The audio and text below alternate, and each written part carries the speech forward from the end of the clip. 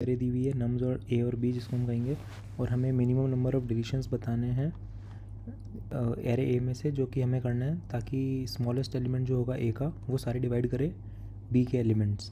और अगर ये पॉसिबल नहीं है तो हमें -1 रिटर्न करना है। और साथ ही में इन्होंने एक हिंट भी दिया है कि x डिवाइड को y को तभी करता है जब y मॉड्यूलो x 0 होता है, तो एक कंडीशन भी दे दी है। तो एग्जांपल इन्होंने दिया है 2 3 2 4 3, और इसमें नम्स डिवाइड है 9 6 9 3 15। और इसमें आप देखेंगे कि मिनी आउटपुट इन्होंने दिया है कि मतलब 2 नंबर हमें हटाने पड़ेंगे सच दैट जो मिनिमम नंबर ऑफ़ एरे 1 हो वो डिवाइड करेगा सारे एलिमेंट्स एरे 2 के। तो इसमें आप देखेंगे अगर आपने 2 स्मॉलेस्ट एलिमेंट हटा दिए 2 2, तो 3 मिनिमम एलिमेंट हो जाएगा, और 3 डिवाइड करेगा 9 6 9, इन सभी एलिमेंट्स को 3 डिवाइड करेगा।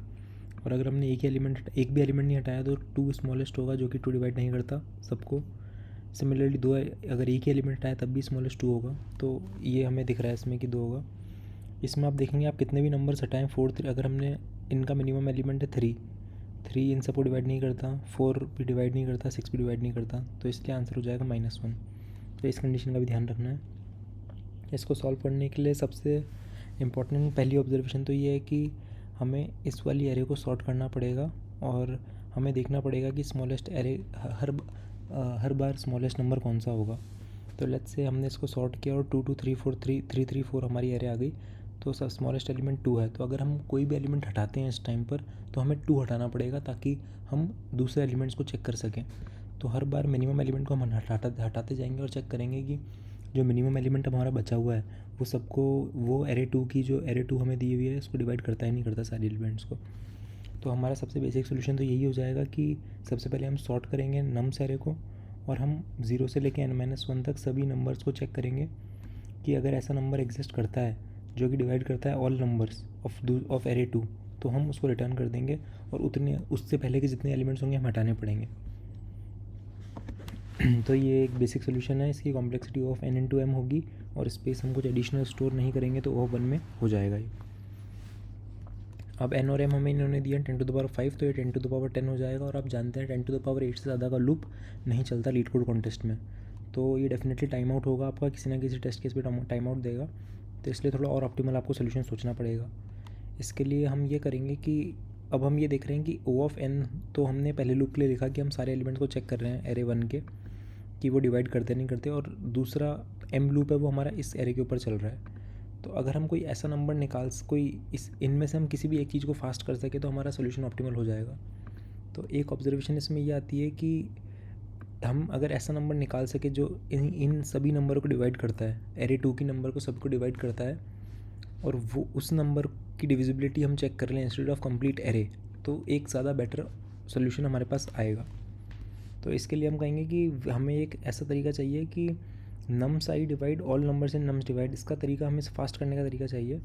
तो अगर हम GCD फाइंड कर लें एरे 2 का, जो कि हमारी नम्स डिवाइड एरे है, और अगर कोई भी नम्स आई GCD को डिवाइड करता है, इसका मतलब वो पूरी एरे को डिवाइड करता है, क्योंकि GCD का मतलब होता है ग्रेटेस्ट कॉमन डिविज़र। तो अगर greatest common divisor of an array को अगर हमारा कोई भी एलिमेंट डिवाइड करता है, इसका मतलब वो पूरी एरे को डिवाइड कर सकता है। तो ये सब जो पॉइंट 2 है वो सबसे ज़्यादा इंपॉर्टेंट ऑब्जर्वेशन है इस चैलेंज की। तो अब हमारा चैलेंज ये हो गया कि हमें GCD फाइंड करना है सेकेंड एरे का।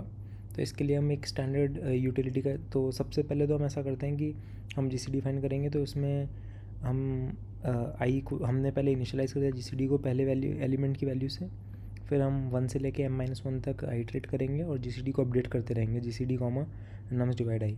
इस पोर्शन से हमारा GCD निकल जाएगा पूरा एरे 2 का GCD। अब हम करेंगे सॉर्ट नंबर फर्स्ट एरे को हमने सॉर्ट किया। अब हम 0 से लेकर n-1 तक आइट्रेट करके देखेंगे कि जो मिनिमम एलिमेंट है क्या वो डिवाइड करता है GCD को। अगर वो GCD को डिवाइड करता है, इसका मतलब वो एरे 2 के सभी एलिमेंट्स को डिवाइड कर सकता है। तो अगर हम उस नंबर पे हम पहुंच गए जहाँ पे हम डिवाइड कर पा रहे हैं GCD को, तो हम आई रिटर्न कर देंगे। आई क्या बताएगा कि नंबर ऑफ़ कितने एलिमेंट्स मैंने हमें रिमूव करने पड़े इस नंबर तक पहुंचने के लिए। तो ऐसे हम चलते जाएंगे n-1 तक लूप में, और अगर तब भी आखिरी नंबर तक पहुंचने के बाद भी हमारा GCD डिवाइड ही नहीं हो पा रहा है नम्स आई से, इसका मतलब है कि कोई नंबर एग्जिस्ट ही नहीं करता ऐसा इस एरे में जो कि एरे 1 में, जो कि एरे 2 के सभी एलिमेंट्स को डिवाइड कर सके। तो इस केस में हमारा आंसर हो जाएगा -1, जो कि इन्होंने दिया हुआ है हमें कि अगर पॉसिबल नहीं है तो -1 रिटर्न करना है, तो उस केस में हमारा रिटर्न हो जाएगा -1। इसमें आप देखेंगे तो कॉम्प्लेक्सिटी वाइज आप जीसीडी निकाल रहे हैं m एलिमेंट्स के लिए, तो m log m तो इस लूप की आपकी कॉम्प्लेक्सिटी हो गई। और आपने सॉर्ट किया हुआ है नम्स एरे को यहाँ पर, तो इसकी कॉम्प्लेक्सिटी होती है O of n log n। तो जो भी इनमें से मैक्सिमम वैल्यू होगी वो आपका कॉम्प्लेक्सिटी टाइम कॉम्प्लेक्सिटी बन जाएगी इस सोल्यूशन की। तो एक बार हम सबमिट करके देख लेते हैं।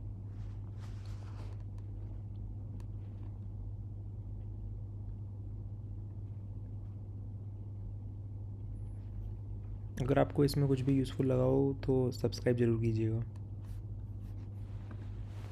मैंने पहले से चला रखा है, सोल्यूशन एक्सेप्टेड है।